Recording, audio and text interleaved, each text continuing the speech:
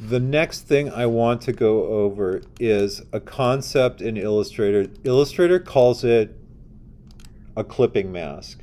And what a clipping mask is when you use a shape to basically frame or mask out parts of a composition or elements, and I'll show you how this works. So let me give this a brighter color just so we can see it. Yeah, maybe not the color I was going for here. So the way a clipping mask works is it can be any shape, but I'm going to use a rectangle to start. Say I want to create a box and I want to frame these shapes in it. And I'll just make this black so you can see it. You can use any shape, and I'll show you some other options here. But what you do is you decide what shape you want to be the clipping mask here, and make sure it is on top. This won't work unless the shape you're doing the clipping mask with is on top. Then what you do is select everything. And if you come up here to the Object drop-down menu, down near the bottom you'll see Clipping Mask, Make. So what this has done is framed all the shapes the way I want it in here.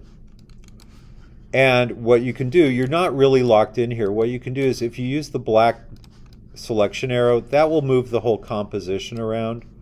But if you use the white direct selection tool, you can still move the interior shapes around if you want to. You can also, if you want, make them smaller, do whatever you want to them here. And the assignment I'm giving you takes advantage of clipping masks as well, and I'll show you how to work with this. And as I mentioned, you don't have to use just rectangles. You can do any shape for this. So if I get rid of the square here, you know, I could use the pen tool, your new best friend. The only thing is the shape has to be enclosed to do it, and it has to be on top. And then once you have that, you can just select everything, come down here to the clipping mask and make. And again, you can use the white direct selection tool to move things around within that clipping mask. The other thing too is you can use that white direct selection tool to actually alter the shape that you used initially. So if you decide you want a different shape, you can still kind of manipulate it in here however you want to.